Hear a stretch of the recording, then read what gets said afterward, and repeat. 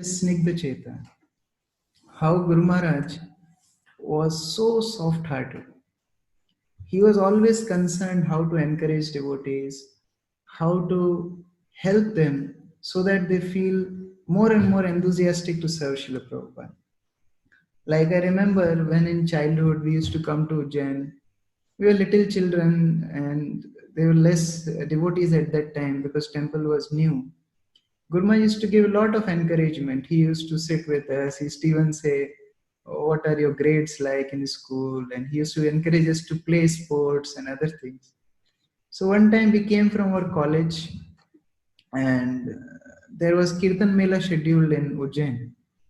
So Gurmash called us and told, actually, one devotee came in Mangalarti and told me that Gurma is calling you and your friend to his room. And that was first time I think Guru Maharaj called me like that to his office, and that too after Mangala Aarti. And I heard from other senior devotees that when Guru Maharaj calls after Mangala Aarti, that means something serious. Either you made some mistake or something serious. So I was wondering what mistake I did. And the devotee told you and your friend, but we were three of us. So I said, why I will get chastisement alone? Let three of us go. So I said, okay, all three will go. So me and two other friends, we went and we went in Guru Maharaj's office, offered our obeisances, and Guru Maharaj said, "You sit." So first time we sat in front of Guru Maharaj on chair, and Guru Maharaj was talking. He said, "My two godbrothers are coming, Bhakti Bringa Govinda Maharaj and Chandramauli Maharaj. So I would like you to serve them." So he told me, "You can serve Bibi Govinda Maharaj," and he told one of my friend to serve Chandramauli Maharaj. Now there was third devotee who was left, and Guru Maharaj said, "Okay, you can serve me." So although there's so many servants of Guru Maharaj in Ujjain, and we were like students, but Guru Maharaj said with three of us, none of us should feel neglected. So Guru Maharaj told him that you can serve me. So that was like first my experience, personal experience, that how Guru Maharaj is so personal, so encouraging. His heart is so soft. He can't see anybody being discouraged. Like when I was serving Guru Maharaj, and they were like, I was also taking care of initiation candidates. So one time there were initiation in Kanpur, and there were some candidates proposed for first and second initiation. So there was particular candidate from Bangladesh who didn't know English, who didn't know Hindi. So my communication with him was very difficult. So he told me something in Bengali I couldn't understand. Then he gave me a recommendation letter that his temple president recommended him for second initiation. So I thought he got recommendation letter, he got Bhakti Shastri certificate. So I put his name, but I couldn't really communicate with him. So when the final day of initiation came, it was in the middle of GBC meetings, the midterm meetings in Kanpur. So Guru Maharaj came after first session and he was very tired. The yajna happened, and then the devotee came in front, and Guru Maharaj asked him to read the mantra, and he couldn't read even a single word. Guru Maharaj was so angry, so angry. And Guru Maharaj said, "Tell me Mangla Charan." He couldn't read even Mangla Charan. Then Guru Maharaj became angry on me. He said, "How can you just put anybody's name?" And he was very angry. So he said, "I will not initiate you." So that devotee, disheartened, he went out of the room. And then Guru Maharaj didn't take prasad, although it was fasting, it was Dashera day. Guru Maharaj didn't take prasad. He went in the next session of GBC meeting, which was at 3 o'clock. So when Guru Maharaj went to the next session, I also became relaxed. I kind of locked Guru Maharaj's room and I was roaming here and there. After 1 hour, Guru Maharaj called me. So Guru Maharaj said, "Where are you?" So I asked Guru Maharaj, "I'm in the temple." He said, "I'm in front of my room." So I rushed back, I opened the room, and Guru Maharaj went in and sat on his chair and said, "Where is the devotee from Bangladesh? I am feeling so heavy that I chastised him and he sat in the yajna, but I didn't initiate him. So call him." Although I was sitting in GBC meeting, nothing was going in my head. So I came back from meeting. So Guru Maharaj told like that. I was searching. Now this devotee was not having Indian number. I was searching everywhere. Guru Maharaj was waiting for him. Guru Maharaj again called. Where is he? I said, Guru Maharaj, I'm searching. Then finally I got him in the temple room. I told him Guru Maharaj wants to see you. And then Guru Maharaj finally initiated him and told him that, see, now you're Brahmana, now you study, and now you have to preach and things. But then, like, how much sensitive Guru Maharaj is. He's in the middle of meetings.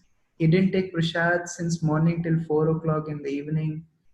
But his more attention was to this devotee from Bangladesh, who apparently was a very simple devotee. But then Guru Maharaj preferred him over the GBC meetings. So that way, Guru Maharaj is always so sensitive how devotees will feel, how they should be encouraged. Like in D-Land, one time we were in one dealer shop and we were purchasing one car. So Guru Maharaj was not, due to some reason, Guru Maharaj wanted to purchase it on somebody else's name. So that Mataji was standing right there, and Guru Maharaj told the dealer that I would like to purchase it on her name. So the dealer told, see, she may be your employee, and tomorrow if she runs away with the car, what you will do? And Guru Maharaj immediately corrected that dealer. No, she is my daughter. So as emphatically Guru Maharaj told, that owner was completely silent, and then that Mataji was so much touched that Guru Maharaj told like that. So Guru Maharaj is always concerned like that. One time, again in Orlando, Guru Maharaj taught us how to make pesto sauce with basil leaves and pine nuts. So we used to make it for Guru Maharaj every day, and so that was the third day. Somehow it didn't come out very. It was not up to the mark. So Guru Maharaj kind of corrected, you can say chastised. He said, I taught you personally and you forgot and this, and you put basil leaves more. And so I kind of noted that, how much to put and things. And it was in dinner. So after Prashad, Guru Maharaj went and took rest. And since I was not feeling hungry, I also went and took rest. So in early morning, Guru Maharaj comes in room and he wakes me up and he says, why didn't you take pesto pasta yesterday? I said, Guru Maharaj, I was not hungry. He said, no. Since I chastised you, therefore you didn't take prasad in night. So I said, no, Guru Maharaj, I was not feeling hungry. He said, no, I know. I chastised you, therefore you didn't take. So now you should take prasad. It was early morning, I didn't take bath also. The Guru Maharaj said, no, now you should take prasad. And then after, this is April 2019. And when I came back to Ujjain, maybe September 2019, before Vyas Puja, one day after Prashad, Guru Maharaj just rang his bell. Like this was after 5 months. Guru Maharaj just rang his bell. I went in and Guru Maharaj said, one thing hurts me often. That once you made some pasta for me and I chastised you and you didn't take your dinner. So never skip your prasad if I chastise you. So I was like, I became so emotional. I said, Guru Maharaj, actually we can't imagine this kind of love, and if you'll not tell us how to do things, we have no hope. So Guru Maharaj said, still, when I chastise, I know it is very heavy. So never mind when I chastise like that. So Guru Maharaj is always so sensitive, and he knew how to encourage different devotees, whether it be by prasad, whether it be by class, by exact kirtan, which devotees like. He know how to deal with different people. Like once Devkinandan Prabhu was saying that Guru Maharaj exactly knows how to touch a man on the street and a prince in a palace. He knows the technique, how to touch them. Like one time, There was one Mataji who recently shifted from India to New York. So Gurma stayed in her home, and her daughter studies in one college. So, as per the rules of the university, she has to stay in the college hostel. So, naturally, there she is not getting prasad and like good Indian food. So, Guru Maharaj, when he again went to New York, before that, he said, we take an extra bag. So I took an extra bag, and then Guru Maharaj put in all kinds of things like lasagna sheets, cheese, and so many things. Guru Maharaj filled whole bag of food. So I was wondering, generally Guru Maharaj doesn't carry that, all these things for his own prasad, because wherever he goes, he likes to take prasad which devotees cook for him. But then Guru Maharaj was carrying all these noodles and sprouts and different vegetables and lasagna sheets and so many things.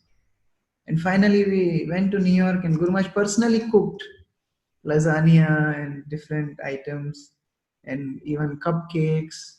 And then Guru Maharaj sent her to her hostel, that girls' hostel, and she became so happy that Guru Maharaj sent her so much prasad. And Guru Maharaj told her on phone, see, this prasad will stay for 2 days, this will stay for a week, this cupcakes can stay longer. So you can take this one first, this one second. And the mother and daughter both were practically crying that how can Guru Maharaj, in midst of so much pressure, so much hectic schedules, so many GBC responsibilities, preaching schedules, how he can take care of such fine details? And he knew exactly what is the need of a devotee. Like sometimes while serving Guru Maharaj, my mind used to drift away, I used to be disturbed.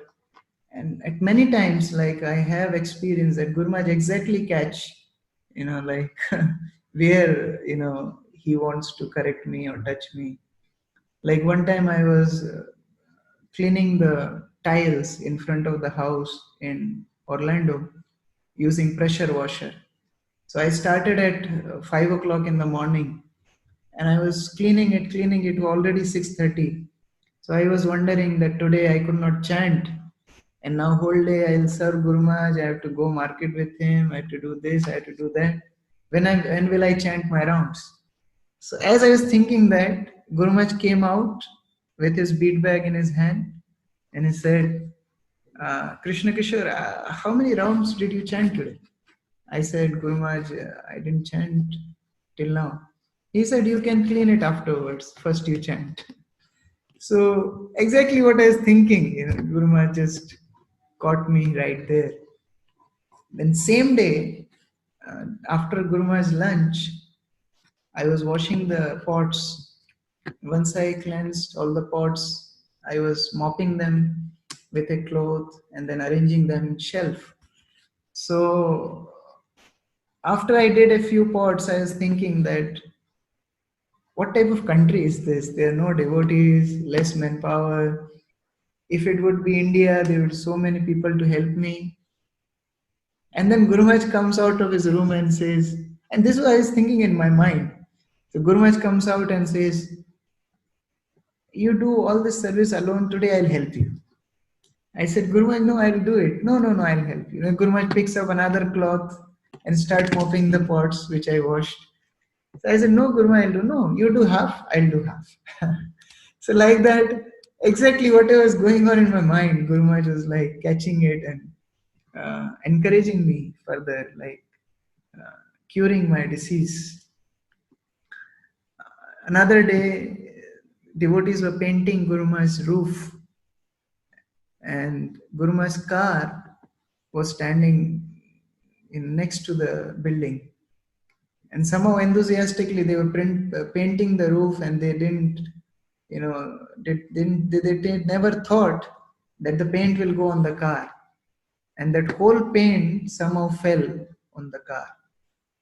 So everybody was, so there were two devotees painting, and I came from inside. Three of us started to clean it, but since that was sticky paint, and no way we could hide it from Guru Maharaj. After some time, Guru Maharaj came and he saw.